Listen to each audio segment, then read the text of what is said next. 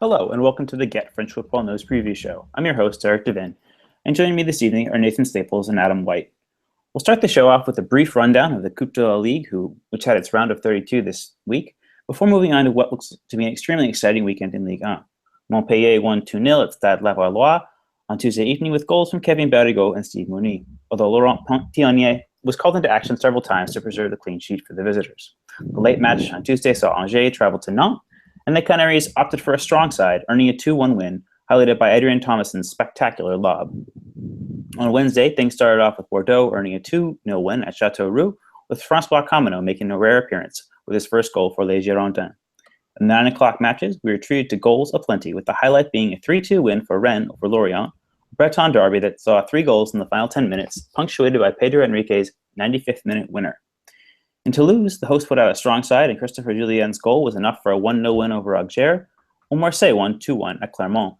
At Nancy, the hosts ran out 4-2 winners thanks to a Christophe Mandan brace, while Caen youngster Jean-Victor Makengo scored 2 for the visitors in his first start of the season. 3 matches ended in 1-1 draws, each going to penalties, with Metz defeating Paris FC, Guingamp beating Bastia, and Sochaux becoming the lone Ligue 2 representative in early December's round of 16 by winning at Dijon. Adam, you and I had watched a few of these matches, and it was difficult to get over all of them in terms of viewing. Let's start with Tuesday's matches. After a decent, if sloppy, win by Montpellier, we were treated to a very entertaining and open match between Angers and Nantes, something we'd not come to expect from those two sides of late. René Girard played a very attacking lineup with Valentin Rongier and Adrien Thomasson in central midfield. Now, Angers' second string isn't the strongest opposition, but does this potentially point the way forward for a team that has struggled at times creatively? I think it has to. I'm a big fan of Valentin Rongier and Adrien Thomas in particular, and I think both of those players could be integral to the way Nantes play. I think, given that we've talked a lot about on the pod about the way they struggle going forward and they struggle to create goals and great opportunities, they need as many of those sort of creative players in that area as they can, because as we talked before as well, their strikers aren't the most prolific. So if they can use Harit in there as well as Rongier and Thomasson, I think those 3 players between them are creative enough to create the chances, or enough chances, in fact, for players like Sipinski, Salah, perhaps Bama if he's playing up front, to score. So I think it may be an opportunity for Nantes to sort of for Girard to stumble across a formula that may work for him in the long run, because I think those players are far more creative and far more able in attacking areas than perhaps the sort of that 4-1-4-1 formation used before, with Thompson, who's coming from Denmark and not done amazingly well so far. Gillet's brilliant, but he's not an attacking player. So I think definitely that for me, Adrien Thomasson is a player I've loved since he was at Evian. I think he's a very underrated, very interesting, very exciting young.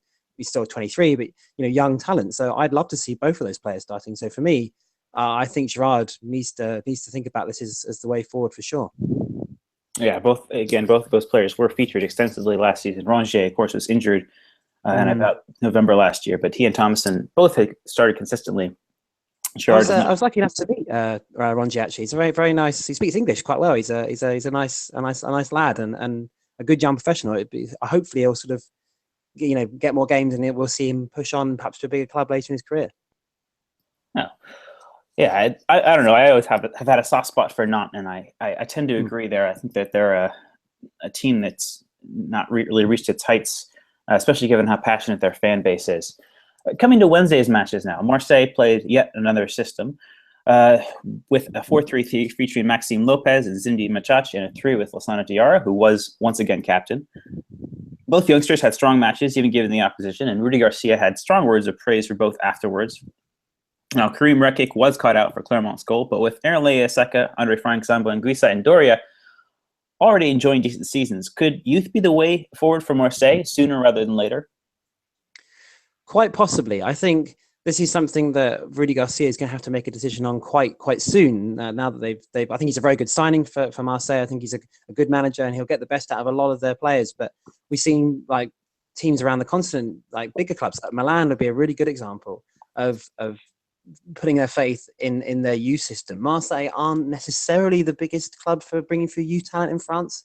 It's not something they're renowned for, but they have got some good young players there, as you mentioned. And I'd like to see Rudy Garcia, not necessarily like see them from the start, but I definitely would like to see them introduced a little bit more, because they proved during the week, and they've proven before in other games coming on as subs, that they add something to that team. Even though the front six for Marseille are talented, and I that they're definitely a very capable bunch, but I think that those younger players really complement them nicely. So perhaps not from the start, but I think I could see those players being introduced later in games, being used when they need to rotate. And I think that they've got a good crop of young players there. I would include Zinedine Machash in that, who was brilliant at Toulouse for when he got given the chance. He fell out with Dupraz when he arrived and was moved on quite quickly. But him especially is someone I'd like to see in the team. So I think they definitely need to be made use of. So hopefully Rudy Garcia will err on that side and make use of his young talent, because it's definitely there at Marseille. All right, talking also about the Breton derby, Benoit Costil made several fine saves to keep Rennes ahead, but his error for Wesley Latour's equalizer was almost unbelievable. What will it take for Paul Nardi to get a chance, especially as most of the other clubs did play their second choice keepers in this competition? I don't know. I think as much as I like Nardi, I think he's a good goalkeeper, but Benoit Costil is possibly still the superior. Yes, he made a mistake for that goal, and it was an obvious one. And a real howler. Yeah, it was a real howler. Yeah, it really was. But I think Costil's a more experienced goalkeeper, 29 now, and if Rennes are going to challenge for European places, which Christian Gourcuff will be hoping they do, I still think Costil should be number one at Rennes for the foreseeable future, unless we see a deterioration in his form and he makes those mistakes on a regular basis. I'm not sure he's done enough to really warrant being dropped just yet. So I think Nardi's good, and I like to see him being used in cup games. He should have. I would have started him last night, to be honest, and given Costil a rest. But for me, Costa's still a superior goalkeeper, and I think unless he really deteriorates, he should be first choice. But use Nardi where he can. Turning to Lorient, Rennes' opponents on the night, we had spoken on Monday's show about the need for younger players to be included for the team to help turn the corner, and several of them did feature.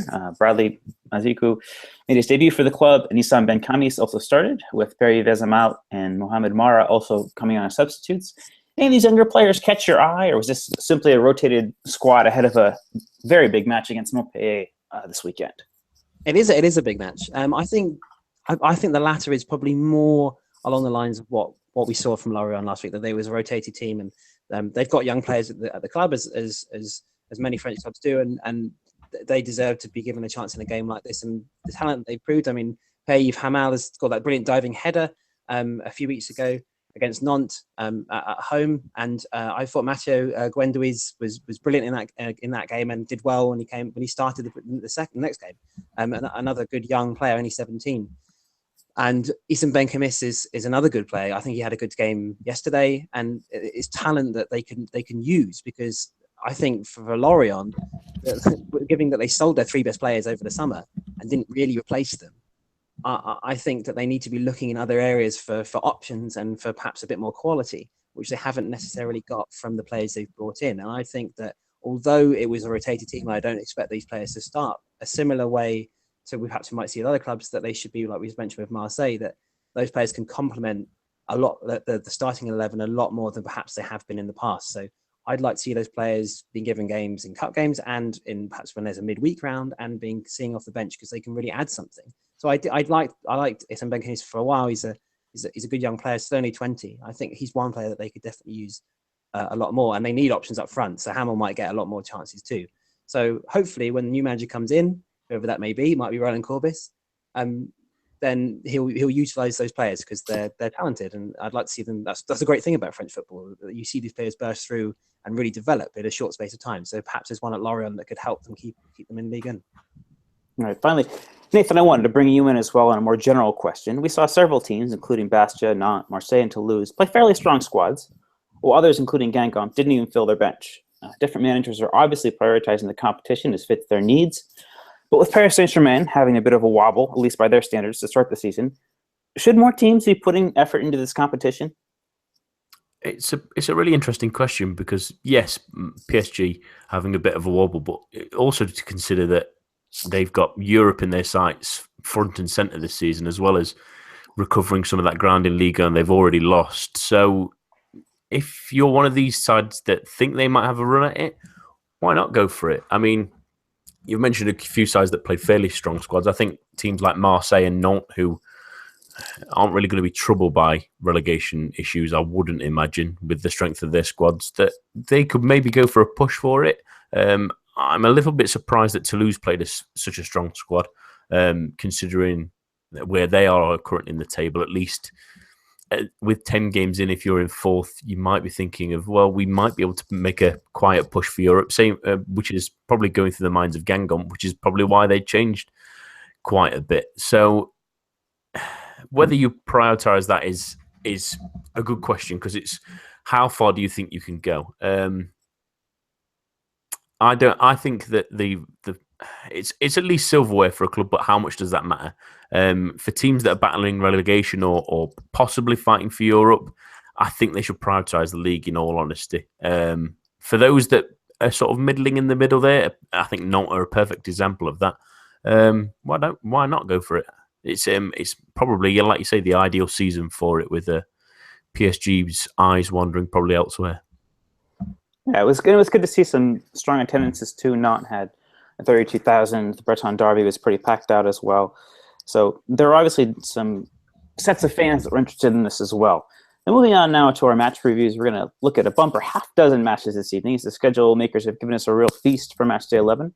Before we do that, though, a brief update to our standings. Remember, it's 3 points for the correct score, 1 point for the correct result. Leader Nathan did see myself and Adam make up some ground on him this week, but remains top on 21 points. Adam is now on 15, myself on 14, and Peter on 12. So let's start with tomorrow's trip by PSG to Lille. Les Dogs turned in a less anemic performance against Bastia last weekend, with more verve from the midfield and a superb match from Sébastien Corchia. Adam, PSG are a tall order, but should Lille persist with a slightly more up-tempo approach, even against the champions? I would like to see them do so. You're right, it is a tall order, and Antonetti talked in his press conference today. He was asked the question, will he switch to 5 at the back, which obviously teams have done at PSG, and it's against PSG, and it's sort of had relative success. It's gone okay in certain situations and not so in others. Marseille being a good example last week, getting that 0-0 draw at the Parc des Princes. And he sort of was a bit coy on that. So whether he does, it would be interesting to see. But personally, I'd like to see him, especially at home, I'd like to see him stick with that more sort of forward-thinking style that we saw last week. Because you're right, anemic is a good word. That he'll have been a bit, more than a bit disappointing so far this season. And I really enjoyed the fact that they sort of they utilised the pace on the wings of Basuma and Liam City, who I thought was particularly excellent. He had a great season for Red Star in Ligue 2 last year. So to see him sort of establishing himself in this team is great. He's sort of left up players like Morgan Amalfitano, who, although only 31, looks older than that. Looks like he's sort of getting to the twilight of his career and has been slow and ponderous and made mistakes and looked off the pace so far. So I think those wider players that he used with Eder in the middle, that they can give a bit more support to him and supply him with a bit more ammunition and utilise their pace. I think that's the way they have to go about this season. That's what was good about them last season when Buffon was on form. The pace in wider areas and the strength in the wider areas, really, when Boutiak played well as well for periods last season, that's where they really found their feet. So I think he has to. Even it's PSG. PSG, it's a good time to be playing them. All right, they might be a bit of a wood animal, but even so, they're rocking to some extent. I don't know that all is well in the camp at PSG at the moment. And they're struggling to find their form and find the right solution to the issues they're having. So I think at home, Friday night game, pace on the wings, played well in the last game, you've got to attack them. I'd be very disappointed if I saw the teams tomorrow and Antonetti's gone for 5 at the back. I think he has to seize the moment and definitely go for that more forward-thinking approach. I think it's the only way they get anything from this game. Nathan, PSG have endured a tough week in the press as the attitudes of Angel Di Maria and Marco Verratti upon being removed against Marseille were, shall we say, once a frustration. Is Emery trying too hard to establish himself as a Mourinho-style dictator, or is this team simply too coddled after their time under Blanc? Di Maria having an attitude problem? Where have I heard that before? And it's been compounded today with Marco Verratti being caught on, I think it's Marquinhos' wife's Snapchat, smoking. Yeah, so there's rumours that he's going to get a punishment for that. So I think I'm probably more leaning towards them being a little bit too coddled, but also maybe a bit too much of player power at Paris Saint-Germain now. It's can tend to happen in these big teams with big players and big money signings that aren't getting a manager that can put them under control. Like Blanc had a semblance of it, but at the same time, I thought he was helped quite a bit by a player like Zlatan Ibrahimovic, who is, as many have said, the consummate professional that sort of brings all those players into line and makes sure they stay with the right company line, might be the best way to put it. But Emery as well is struggling to sort of establish himself in any way. I mean, taking Marco Verratti off the weekend was a solid decision, I thought, because he wasn't having the best of games, but it didn't really change much of the flow of the game.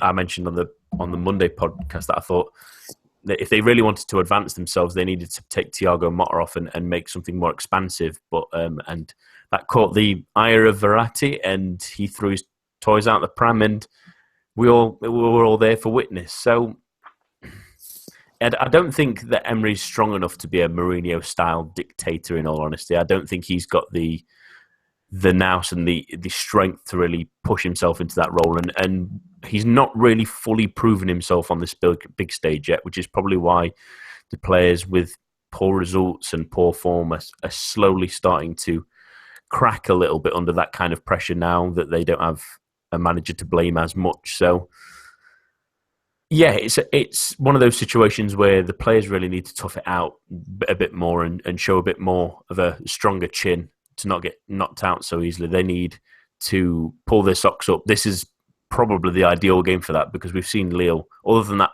performance last weekend, which was better, they've been pretty dreadful this season. So PSG will hope that team turns up on Friday night, and that a good result and a Friday feeling again gives them a bit of positivity heading into that midweek Champions League game. All right, let's get predictions now. Adam? 1-1. Nathan? 2-0 PSG.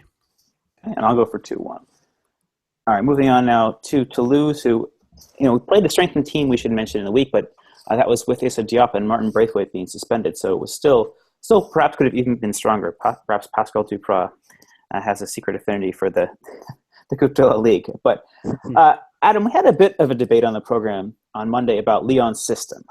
Where do you stand on the debate between a 3-5-2 that's done decently well and the 4-3-3, which got frankly eviscerated against Guingamp last weekend?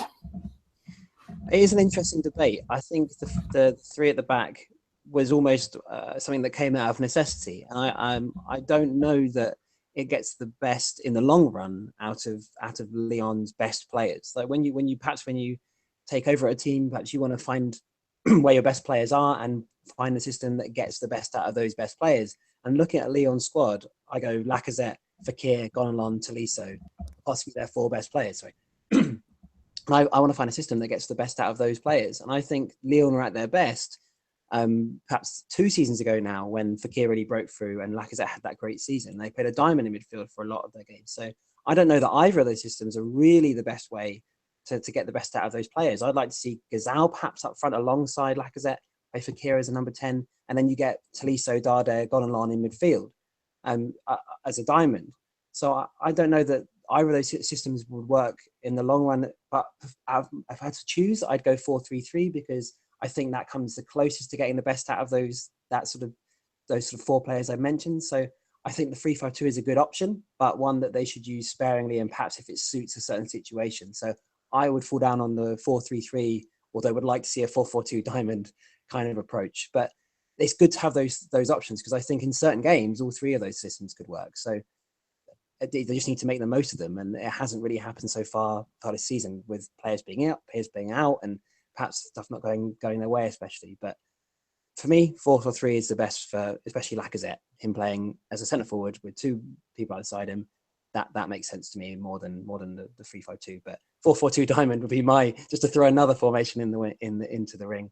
But they've got the options, so I like that. That's something that hopefully Genesio will use going forward. Yeah, Maxwell Cornet is another option up front as well, of course, to work off Lacazette. Another question I guess I wanted to ask you too. We spoke a little bit about this on Monday, sticking with you, Adam. But the debate between Sergi Darder and Jordan Ferry. I personally am a bigger fan of Ferry. I think he has more work rate, and I think he has a better rapport also with his teammates, having been an academy product like so many of them. Where do you come down on that debate? Wow, I think it's very tight. I think they're both good players, both very good players, especially in Ligue. Perhaps Sergi Darder has the experience that he got from Malaga in La Liga. Perhaps it's something that will stand him in good stead when they play in European games. And perhaps that's something that Genesio will think about going forward, that Darder's one of those players that perhaps suits games in Champions League and perhaps Europa League if they end up there. But the fact that they're going to be playing all these games, because you'd imagine at least I hope they'll be making it into at least the Europa League. So they're going to be playing a lot of games. So between Ferry, Darder, Tolisso, Gonalon, players in midfield, Valbuena, if they want to use him as well, there's a lot of options there. So you'd imagine that both those two players, Ferry and Darder, will get a lot of opportunities. It's just when they get those bigger Ligue 1 games, they want to make sure they get into the Champions League again for next season. Who's preferred?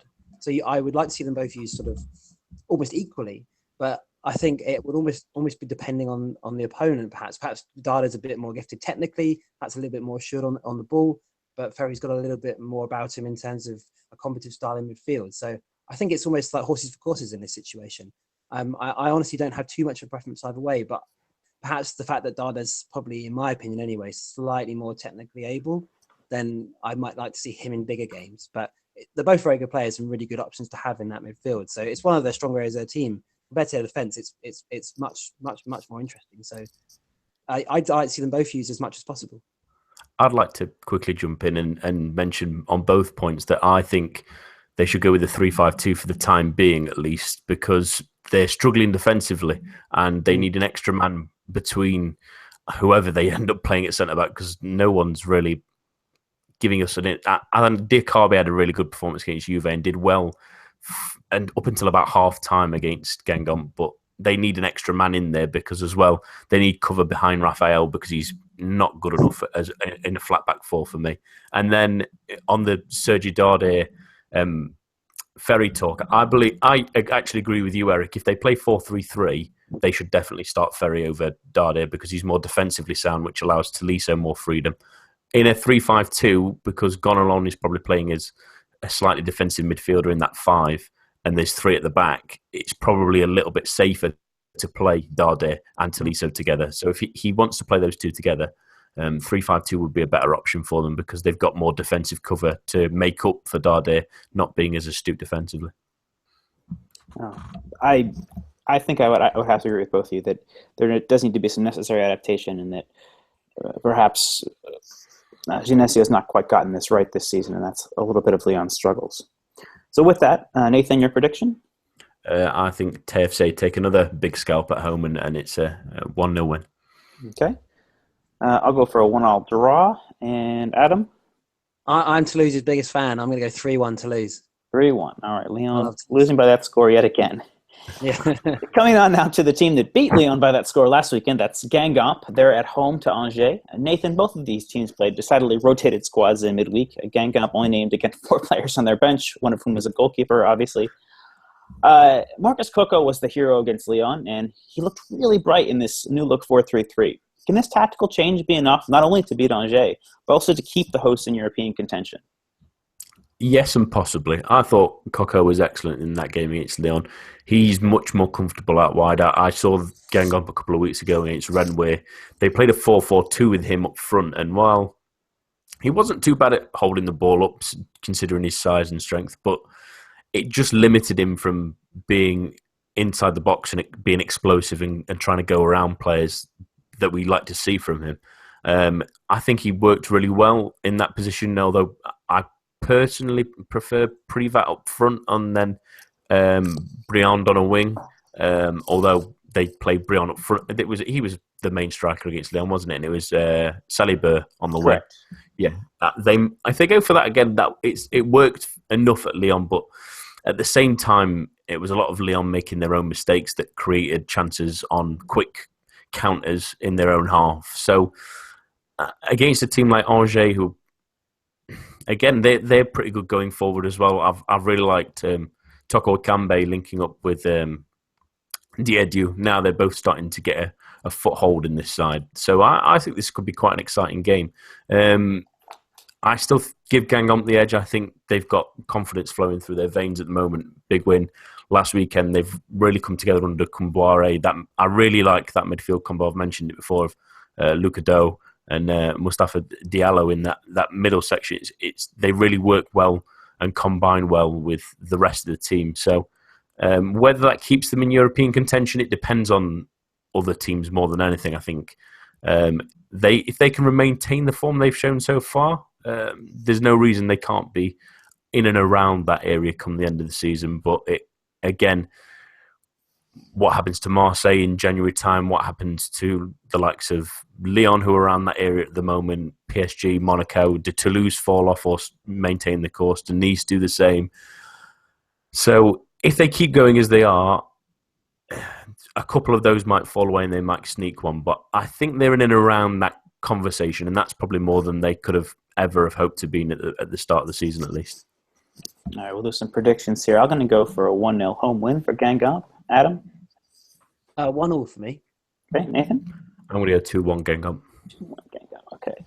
Coming on now to another team that could be in contention for European places and is slowly rising up the table after a iffy start, at least in the league, and that's Saint-Etienne.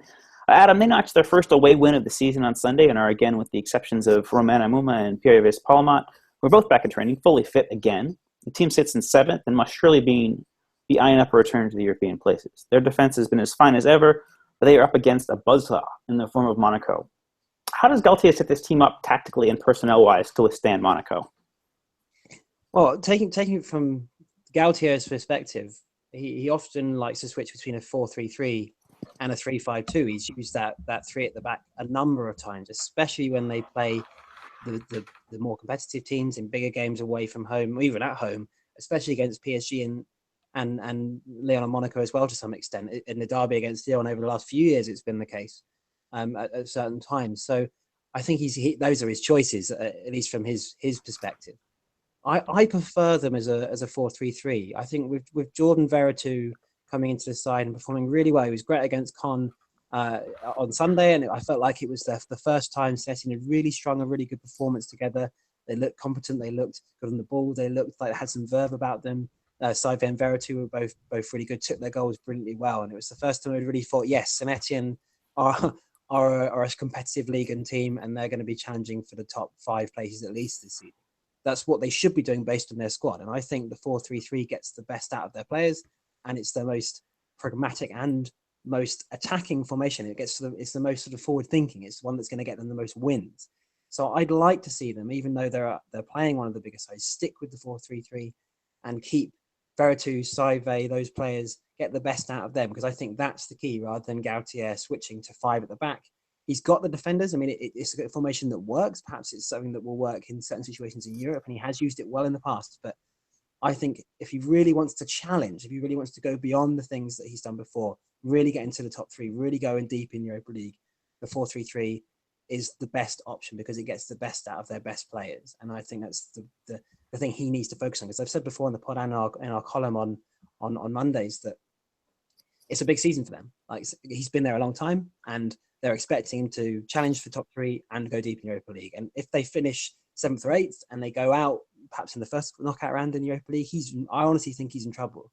So I think he needs to be sort of a bit more forceful with the way he goes about things and really believe in his players and play that 4-3-3 even against Monaco. So yes, Monaco are a brilliant side, and I've really liked them this season. I think they could do really well in Champions League.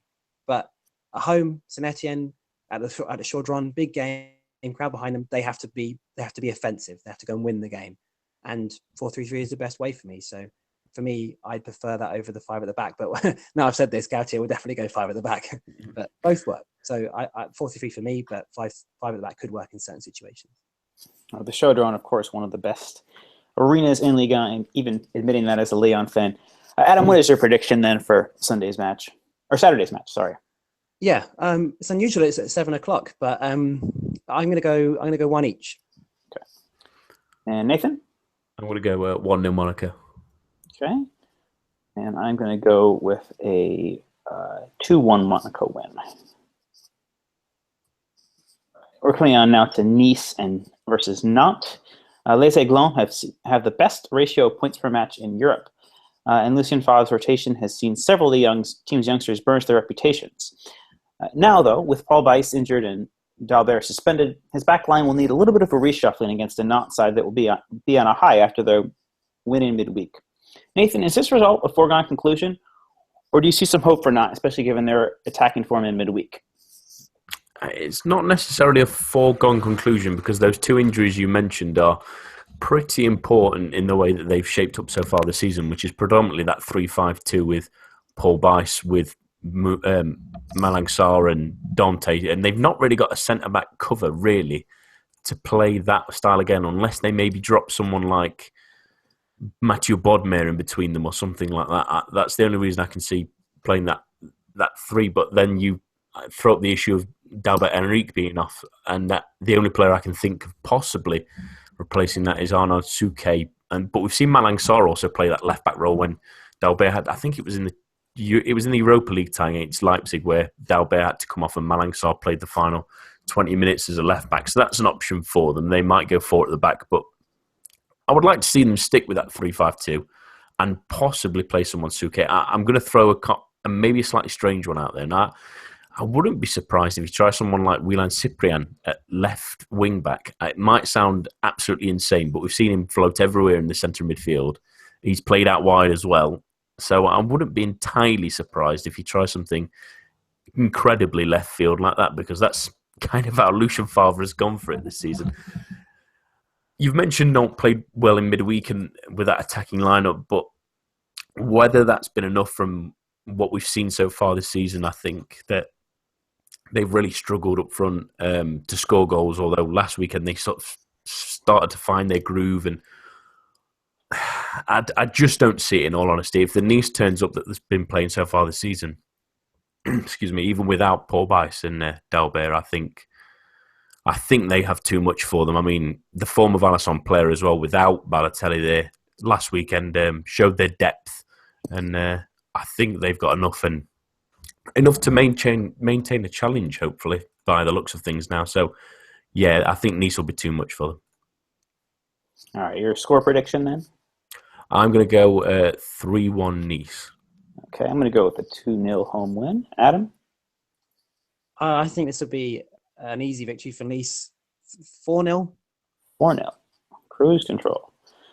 All right, we're coming on now to our final match, and it would be in other seasons past, perhaps the biggest of the weekend, and that's Marseille hosting Girondins de Bordeaux, the first home match for new manager Rudy Garcia. But Bordeaux will be struggling with injuries to both Cedric Carasso and Jeremy Menez. Adam, I wrote in the Ligue review that Bordeaux seemed to need a tactical rethink, and that they did that against Châteauroux, with both Adam Ounas and Francois Camino scoring sublime goals in a 4-2-3-1. Now, granted, it was against lower league opposition, but given Diego Roland's struggles so far, should a 4-2-3-1 with perhaps Laborde or Isaac Kiese-Thielen be the way forward for this team? I think it's an interesting point. It's definitely an option. The only issue with the 4-2-3-1 at Bordeaux is that do they have somebody that can lead the line as that one consistently well and score goals in this league? And given that the players they've got, 4-4-2 made sense with Menez and Roland up front, because they're not two players that you'd expect to play up front on their own and without support, if you like, without that partner, because both smaller, diminutive, pacey players are not going to hold up the ball too well, perhaps. And they're not renowned as sort of centre forwards, as the more sort of strikers, attackers than a centre forward with two players either side and three in midfield.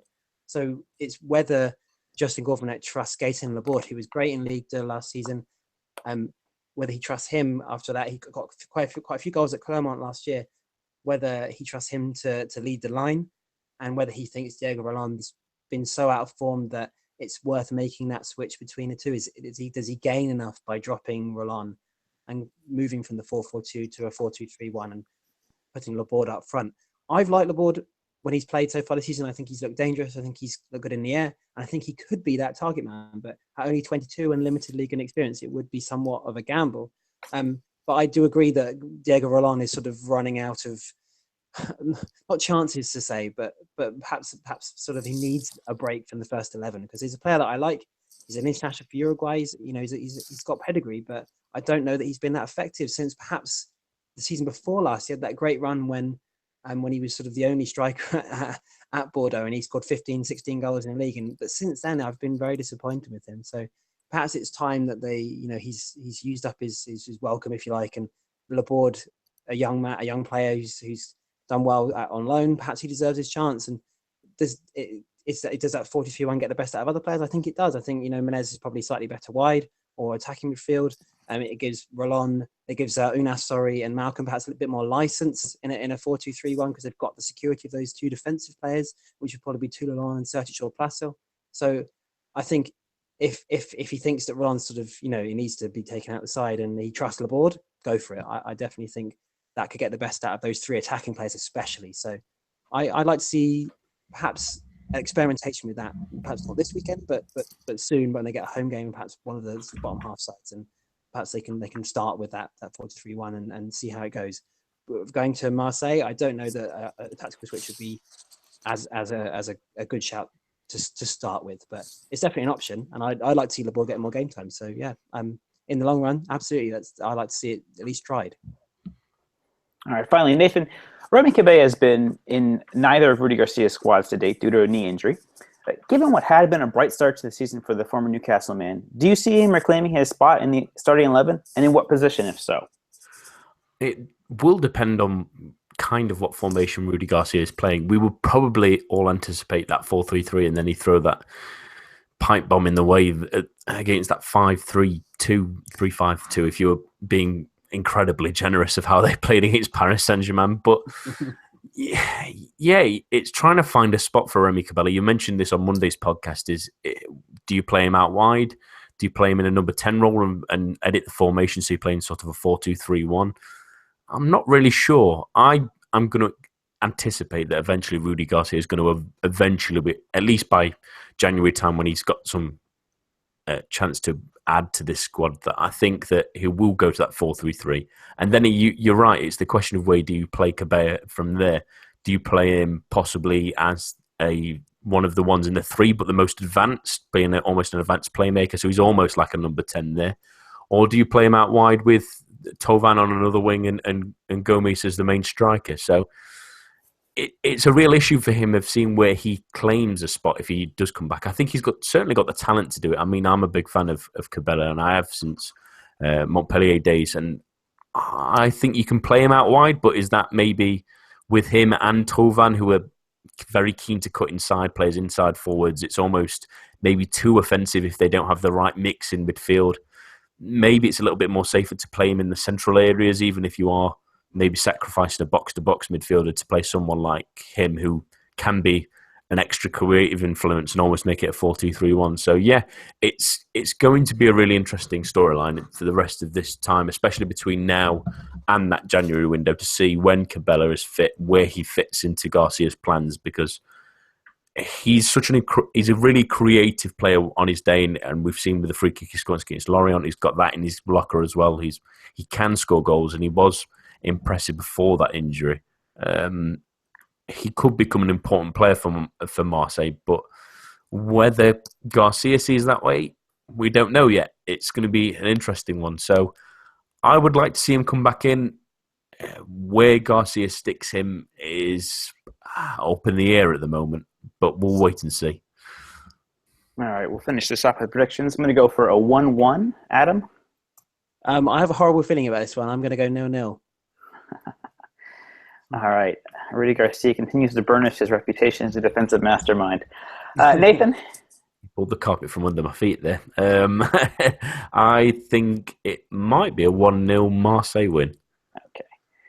All right. Well, thank you very much to you both. We'll hope to get Peter back on as soon as possible. Please do follow us on Twitter at GFFN and visit us at www.getfootballnewsfrance.com for all lists from around French football. Please do join us Monday for the main show hosted by Nathan and joined by Philip Bargil. For Adam White and Nathan Staples, I've been Eric Devin. Thank you and have a pleasant rest of your night.